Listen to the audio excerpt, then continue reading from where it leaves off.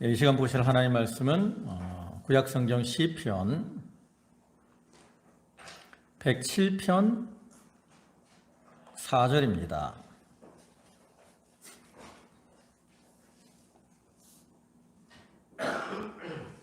시편 107편 4절, 구약성경 페이지로는 883쪽.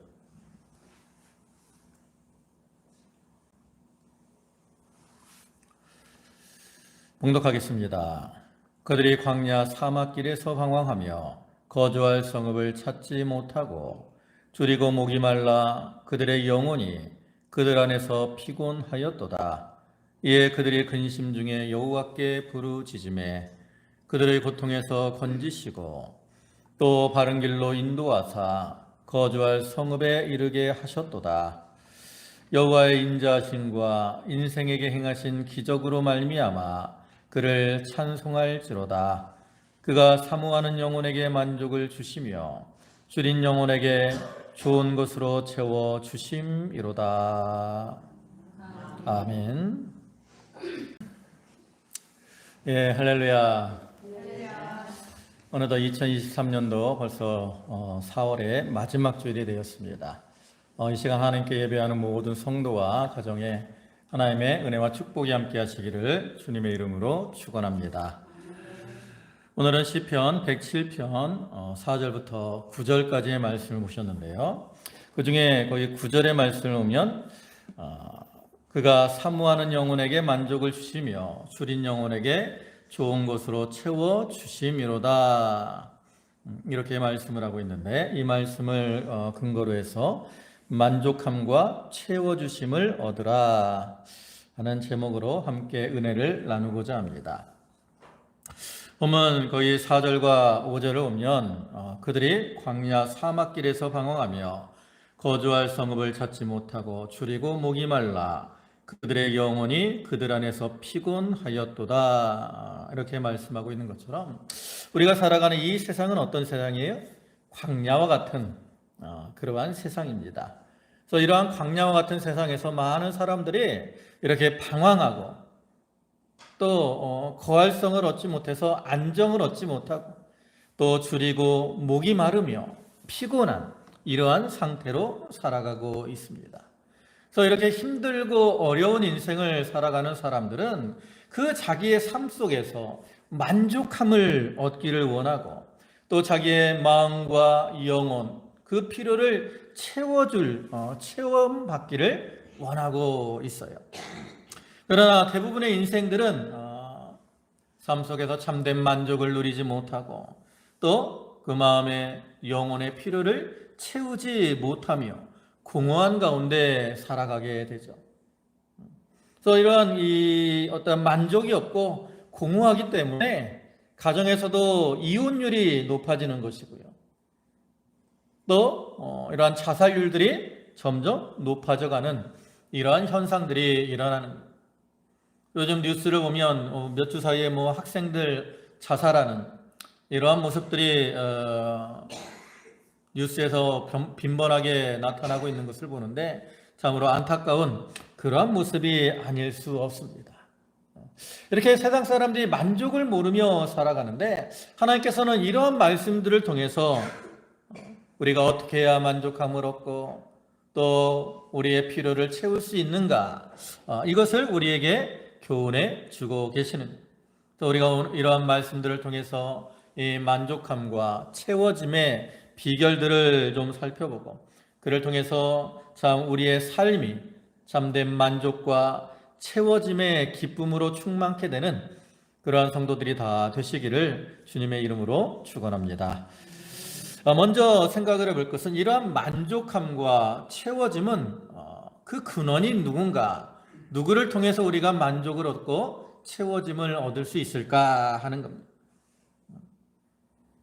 사람들은 세상의 것으로 만족을 얻고 세상의 것으로 자기를 채우려고 하지만 우리 성도들에게서 참된 만족과 채워짐의 근원은 누구냐? 바로 하나님이신 거죠. 본문 9절을 다시 보시면 그가 사모하는 영혼에게 만족을 주시며 그랬어요. 누가요? 그가 그랬어요.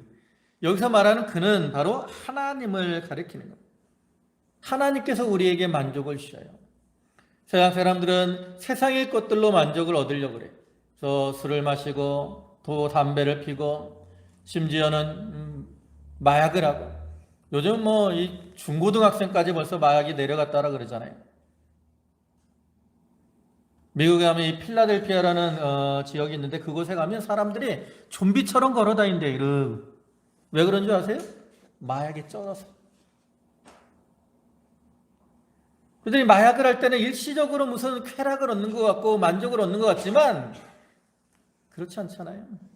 또 어떤 사람은 돈으로, 물질로 만족을 얻고 채워보려고 노력도 합니다.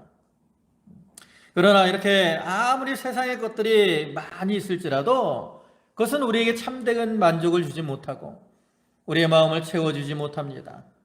오히려 그러한 세상의 것들을 의지하다가 그로 인해 공허함에 빠지고, 또 그로 인해 아까 얘기했듯이 마약 같은 것으로 인해서 괴로움, 이러한 가운데 빠지게 되는 거죠. 왜 우리가 세상의 것으로 만족을 얻지 못합니까? 왜냐하면 이 세상의 것들은 다 정함이 없는 것들이기 때문에 그렇습니다. 디모데전서 6장 17절을 보면 내가 이 세대에서 부한 자들에게 명하여 마음을 높이지 말고 정함이 없는 재물에 소망을 두지 말고 그랬어요. 세상의 것들은 다 무엇이 없어요? 정함이 없는 거예요. 정함이 없다라는 건 뭐예요? 안정하지 못하다라는 거예요. 흔들린다라는 거예요. 그래서 돈은 있다가도 없고 그런 거잖아요. 그래서 이 정함이 없는 것에 소망을 둘 때 그것들이 다 흔들릴 수밖에 없고, 그것들이 흔들릴 때 자기도 함께 요동할 수밖에 없다라는 거죠. 그래서 우리는 이렇게 우리의 만족과 채워짐의 근원이 바로 하나님이라는 거, 우리가 이것을 확신하는 가운데 세상의 것이 아닌 하나님을 의지하고 하나님께 소망을 두고 살아가야 되는 거죠. 그럼 이제 만족함과 채워짐의 근원이 되시는 하나님인데, 하나님께서는 어떠한 자들에게 만족을 주실까? 아까 보신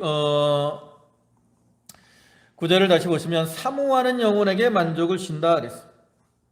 어떤 자가 만족을 얻습니까? 사모하는 영혼. 여러분, 세상에 많은 사람들이 하나님을 압니다. 또 하나님을 믿기도 하고 섬기기도 했죠. 그러나 그 사람들이 다 하나님을 어떤 만족함을 누리며 사느냐? 그렇지 않아요. 하나님은 사모하는 자들에게 만족을 주시는 거예요. 그래서 우리가 만족한 삶을 살아가려면 사모하는 그러한 마음으로 살아가야 됩니다. 그럼 사람들은 보통 무엇을 사모합니까? 자기가 귀하게 여기는 것을 사모하죠. 돈을 귀하게 여기는 사람은 돈을 사모합니다. 명예나 권세를 귀하게 여기는 사람들은 명예나 권세를 사모하게 되죠. 그럼 우리 성도들은 누구를 사모해야 돼요? 하나님을 사랑하고 하나님을 귀히 여기며 하나님을 사모해야 돼요.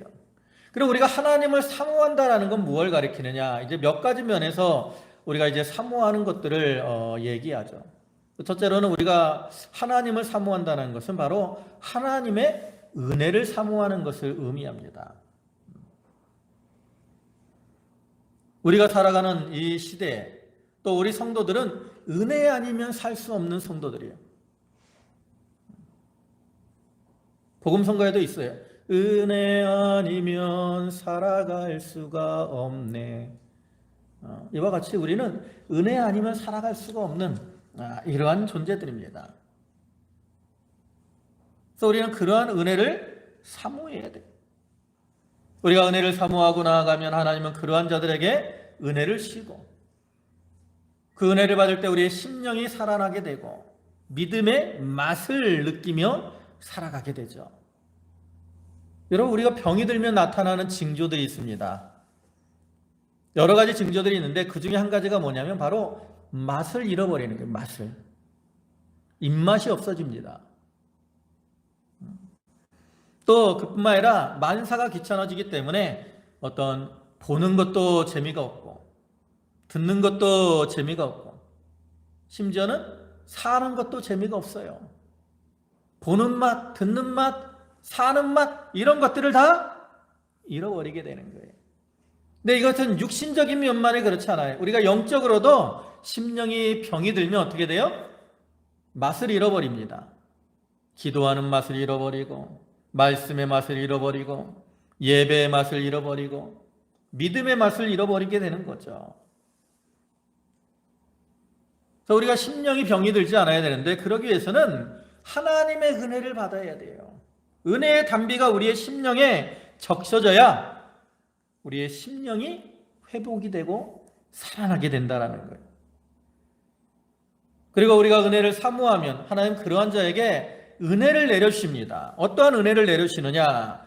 이사야 44장 3절을 보면 나는 목마른 자에게 물을 주며 마른 땅에 시내가 흐르게 하며 나의 영을 내 자손에게 나의 복을 내 후손에게 부어주리니 그랬습니다.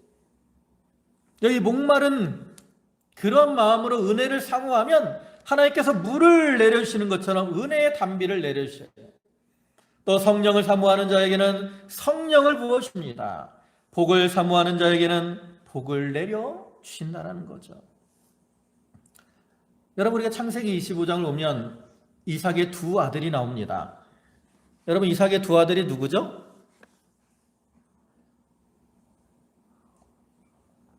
큰 아들이 에서고 작은 아들이 야곱입니다. 여러분, 두 아들 중에 인간적으로 볼 때요, 누가 더 좋은 아들처럼 여겨지십니까? 성경을 읽어보시면 알죠? 아버지에게 누가 더 잘해요? 에서가 더 잘합니다. 가족들에게도 누가 더 잘해요? 에서가 더 잘해요. 야곱은 오히려 어떻게 해요? 가족들을 속이고 사기꾼과 같은 이런 모습으로 살아가죠.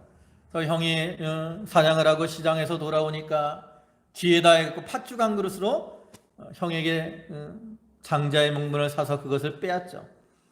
또 아버지가 나이 들어서 눈이 어두워지고 기력이 쇠하고 좀 판단력이 흐려졌을 때 자기가 에서인 것처럼 자기를 꾸미고 나가서 형이 받을 축복을 대신 받기도 하죠. 또한 그뿐만 아니라 그가 그 외삼촌의 집에 갔을 때도 그는 여러 가지 수단 방법을 써서 자기의 부를 축적하기도 합니다. 그래서 인간적으로 볼 때는 이 야곱은 참 부족함이 많은 그러한 사람이에요. 그러면 인간적으로 볼 때는 에서가 좀 더 나은데, 그러면 하나님이 주시는 복은 누가 받았습니까? 야곱이 받았어요. 그러면 이런 모습들을 보면 세상 사람들이 이제 뭐라 그런다고? 왜 저렇게 남을 속이고 이런 사람이 복을 받느냐? 그 이유가 뭘까요? 그것은 바로 야곱은 에서보다 하나님의 은혜와 복을 더 사모하며 살았기 때문에 그래요. 에서는 그 장자의 명분을 통해서 주어지는 하나님의 축복을 경홀히 여겼어요. 장자의 명분을 경홀히 여겼다는 것은 그 장자의 명분을 통해서 주어지는 하나님의 은혜와 축복을 경홀히 여긴 겁니다. 반면에 야곱은 하나님의 은혜를 사모했어요. 그래서 그것을 빼앗아서까지라도 취하려고 이렇게 힘을 썼다라는 거죠. 물론 방법적인 면엔 잘못했어요. 그렇기 때문에 그가 이제 인간적으로 많은 고난을 당하죠. 형에게 쫓겨서 도망가야 되고, 또 외삼촌의 그 자녀들에게도 구박을 받고, 나중에 돌아올 때도 외삼촌에게 쫓김을 당하고, 자기 자녀들에게 속아서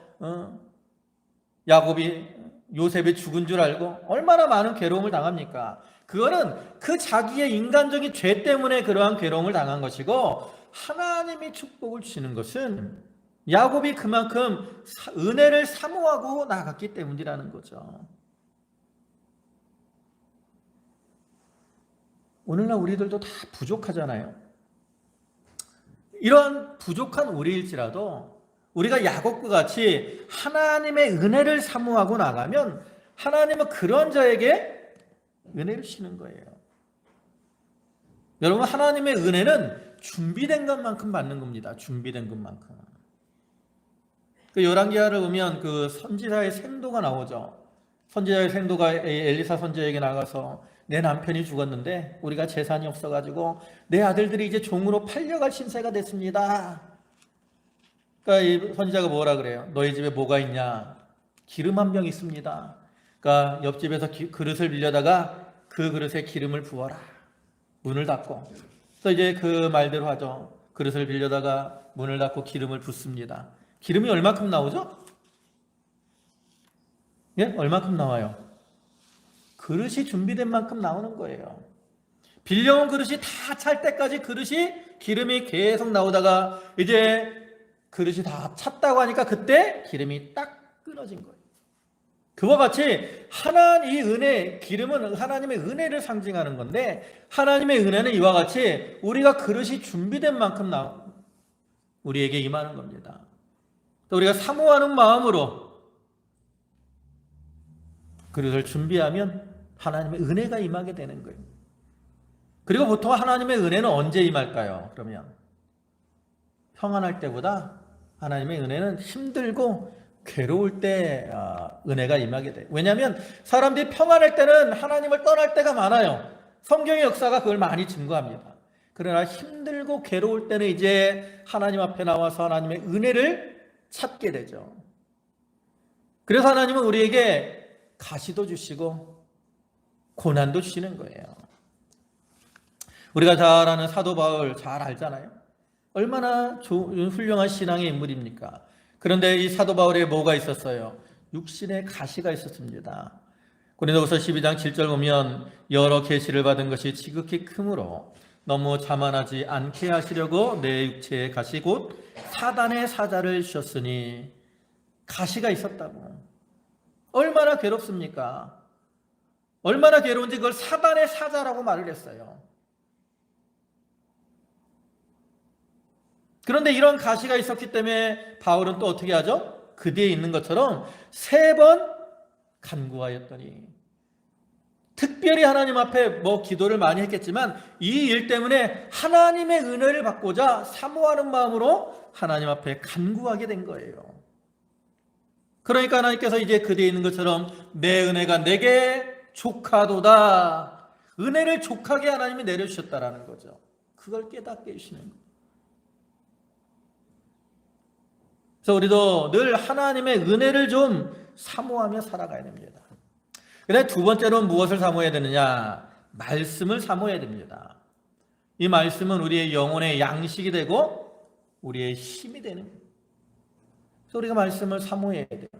그래서 베드로전서 2장 2절에서는 갓난아이들 같이 순전하고 신령한 젖을 사모하라. 이는 그로 말미암아 너희로 구원에 이르도록 자라게 하려 함이라. 이 순전하고 신령한 젖, 이게 바로 순수한 하나님의 말씀입니다. 우리가 그 말씀을 사모하고 말씀을 가까이 하고 그 말씀을 먹을 때 우리 영혼이 자라나게 되는 거예요. 요즘 아이들은 무슨 음식을 좋아합니까? 패스트푸드들 좋아하죠. 햄버거, 피자, 또 탄산음료, 이런 것들 좋아합니다. 그런 것들이 당장 입에는 좋아요. 먹기 쉽다고. 그러나 그런 것들을 많이 먹게 되면 영양의 불균형을 이렇게 일으키게 되고, 그러면서 비만이 많죠. 요즘 애들이 비만 많은 이유가 그거죠. 우리가 말씀도 마찬가지입니다.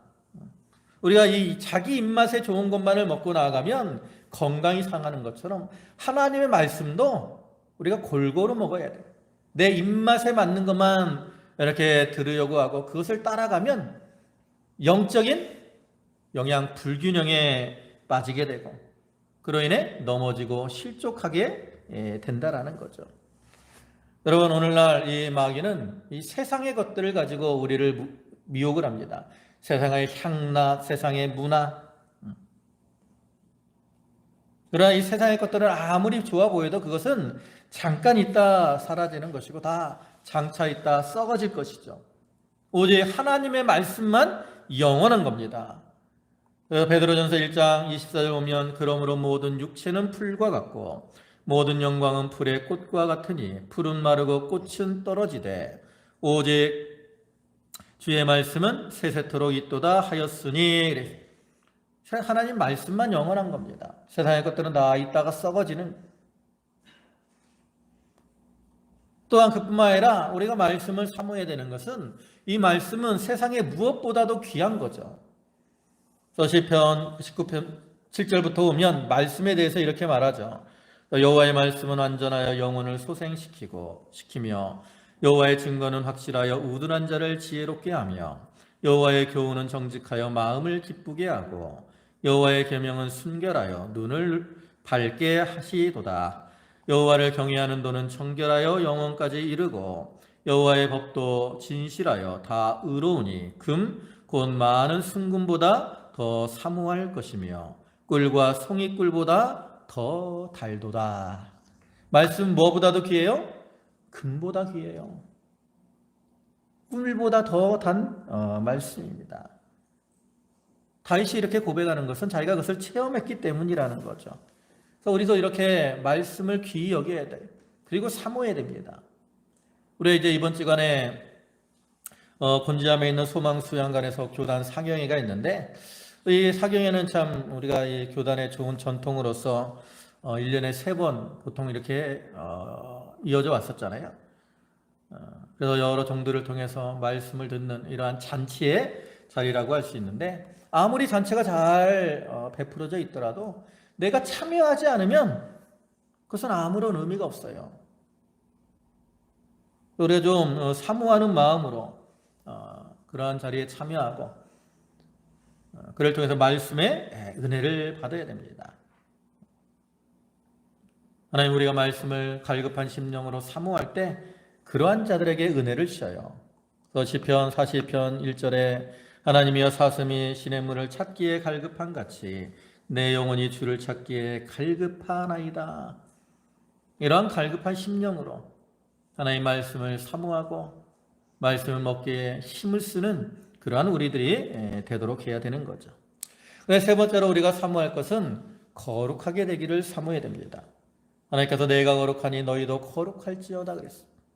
하나님이 거룩하신 분이기 때문에 우리가 하나님과 동행하기 위해서는 어떻게 돼요? 거룩해야 된다.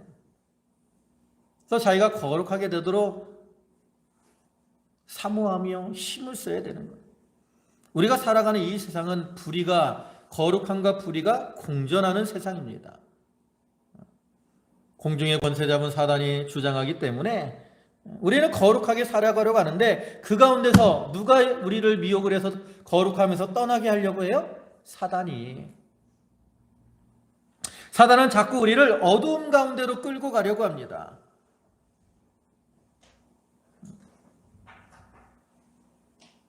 그러나 우리는 하나님의 성전으로서 그러한 사단의 세력에 끌려갈 수 없고 우리의 거룩함을 잃어버릴 수가 없다라는 거죠. 여러분 사복음서를 보면 예수님이 이제 공생애가 기록을 하고 있는데 예수님이 공생애를 이렇게 행하시는 중에 성전을 정결케 하는 이적을 2번 행하시죠. 한 번은 공생애 초기에 그리고 한 번은 공생애 말기에. 그럼 왜 예수님이 이처럼 성전을 정결케 하시는 이러한 일을 행하시느냐? 이것은 우리로 하여금 자기를 정결하고 깨끗한 하나님의 성전인 자기를 정결하고 깨끗하게 거룩하게 만들어 나가도록 하라고 교훈하시기 위함이라는 거죠. 여러분 고린도전서 3장 17절을 보면 무엇이라고 말씀하고 있습니까? 다 같이 한번 읽어볼까요? 없네. 죄송합니다. 제가 읽겠습니다. 누구든지 하나님의 성전을 더럽히면 하나님이 그 사람을 멸하시리라. 하나님의 성전은 거룩하니 너희도 그러하니라. 여기 보면 뭐라 그랬어요? 하나님의 성전을 더럽히면 하나님이 그 사람을 뭐 하신다고요? 멸하시리라. 얼마나 두렵고 떨리는 말씀입니까? 하나님의 성전을 더럽히면 멸하신다라니. 그래서 우리는 자기를 더럽히지 않고 정결하고 깨끗하고 거룩하게 만들어 나가기를 사모하며 힘을 써야 돼요. 근데 문제는 뭐예요? 우리가 연약해서 잘 안 된다라는 거죠. 오히려 우리는 넘어지고 실족하여 자기를 더럽히게 할 때가 너무나도 많습니다.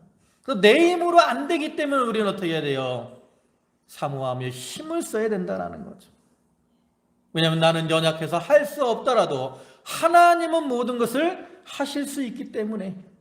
로마서 3장 4절, 8장 3절 보면 율법이 육신으로 말미암아 연약하여 할 수 없는 그것을 하나님은 하시나니. 육신은 연약해서 할 수 없는 것을 누가 하셔요? 하나님은 하실 수 있어요. 하나님이 무엇을 하게 하십니까? 그 영을 따라 행하는 우리에게 율법의 요구가 이루어지게 하려 하심이라.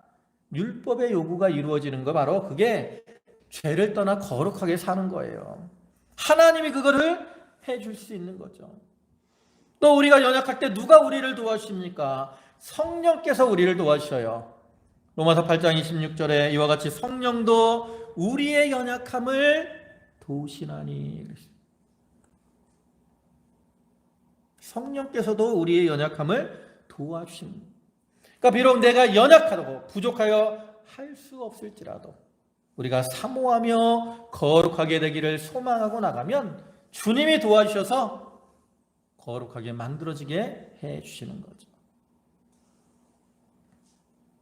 그래서 우리는 이렇게 하나님을 사모하되 은혜를 사모하고 말씀을 사모하고 거룩하게 되기를 사모하며 나아가야 됩니다. 또 채워주시는 하나님이라 그랬는데, 그럼 어떤 자에게 또한 하나님은 채워주시느냐?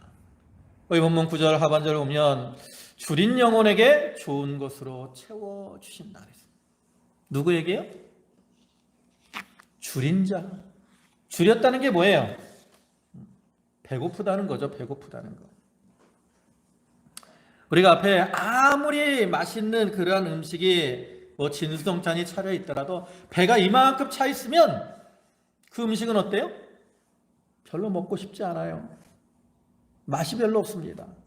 그러나 이제 배가 고파 아주 굶주려 있는 이러한 사람에게는 그냥 별로 반찬이 변변치 않아도 그것이 꿀보다 달게 느껴지게 되죠. 그래서 세상 속담에도 뭐라 해요? 시장이 반찬이다 그러잖아요. 그래서 우리가 하나님의 채워주심을 잊기 위해서는 우리가 영적으로 좀 줄인 자가 되어야 됩니다. 줄인 자. 그럼 우리가 어떤 면에서 줄여야 되느냐? 하나는 의의 줄인 자가 되어야 됩니다. 마태복음 5장 6절 보시면 거기 예수님이 이제 팔복에 대해서 말씀하면서 6절에 의에 줄이고 목마른 자는 복이 있나니 그들이 배부를 것이며 그랬어요. 여기 의에 줄인 자가 복이 있다 그랬어요. 근데 여기서 의에 줄였다라는 게 뭐예요? 어떻게 하면 옳은 길을 걸어갈까? 어떻게 하면 하나님의 뜻대로 살아갈까? 그 의를 이루어드리기를 갈망하며 그것을 생명보다 귀하게 여기고 나가는 것을 가리키죠. 의에 줄인 자는 의를 이루기 위해서 힘을 쓰기 때문에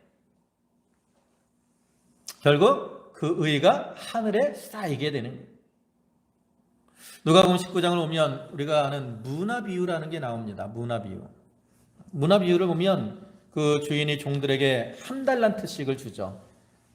1달란트씩을 줍니다. 근데 그 중에 한 명은 몇 달란트를, 한 문화씩을 주죠. 한 문화씩을. 그 중에 이제 한쪽은 몇 문화를 남겨와요? 예? 몇 문화를 남겨오죠? 10문화. 10문화를 남겨옵니다. 또 다른 쪽은 몇 문화를 남겨오니까 5문화를 남겨와요. 그때 주인이 그 종들에게 무엇이라고 합니까? 10문화를 남긴 자에게 10고을 다스리는 권세를 준다라고 말을 하죠. 5문화를 남긴 자에게는 5고을 다스리는 권세를 줍니다. 여기서 말하는 이 문화를 남기는 것이 바로 자기의 의를 이루어 나가는 거예요. 그래서 의를 이루어 나간 만큼 뭐가 쌓여요? 상급이 쌓이고 기업이 넓어지는 거예요.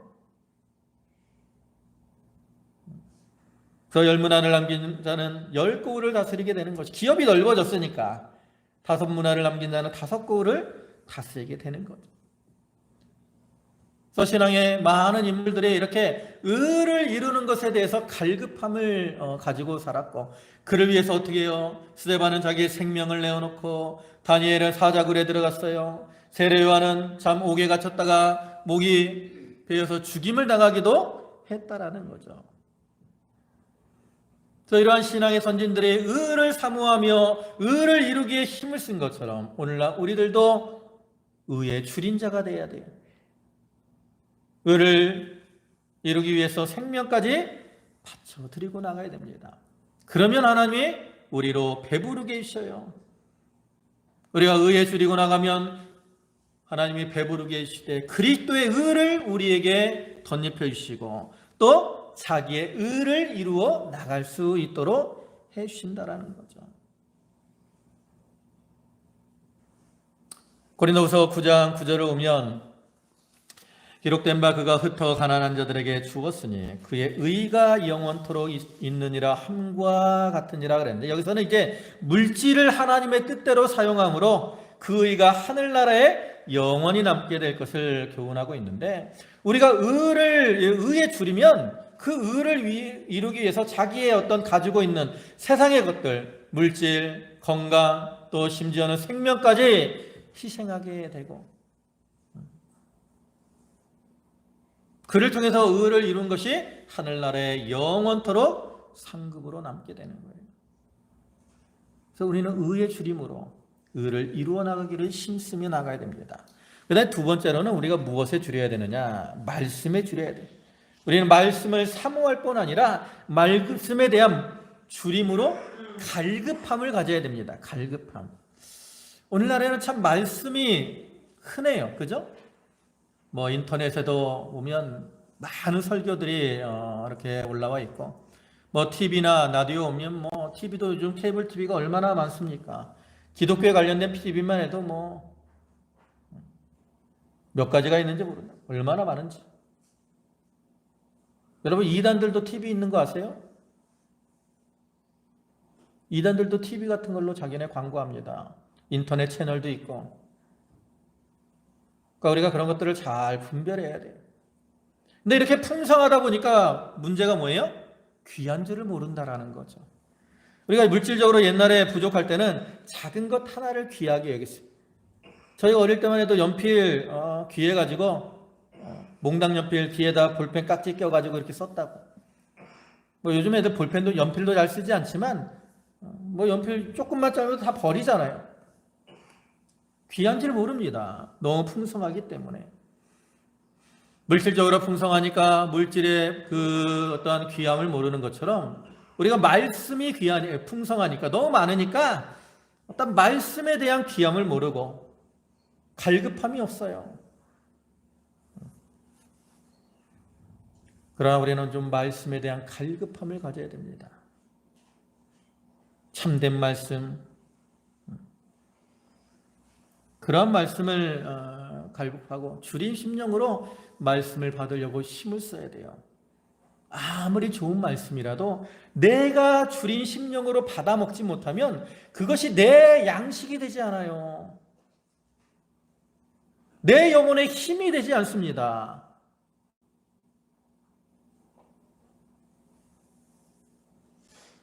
어떤 교회에서 목사님이 이제 뭐 설교를 전에 이제 막 지금 제가 시편 이 말씀을 했다가 뭐 또 다음에 우리가 똑같은 말씀 할 수 있잖아요.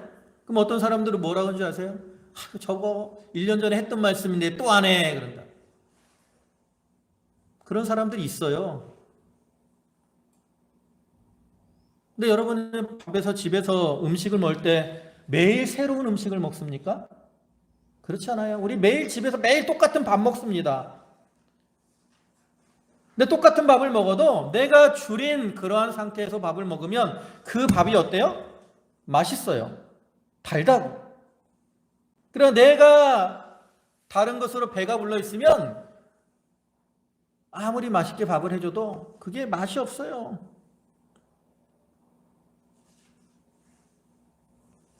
그와 같이 우리가 말씀도 마찬가지죠. 우리가 똑같은 말씀을 들어도 내가 사모하는 마음으로 그 말씀을 들으면 줄인 그러한 심령으로 말씀을 받게 되면 그 말씀이 자기 속에서 이렇게 들어가서 양식이 되는 거예요. 힘이 돼요. 그 말씀의 맛이 느껴지게 된다는 거죠.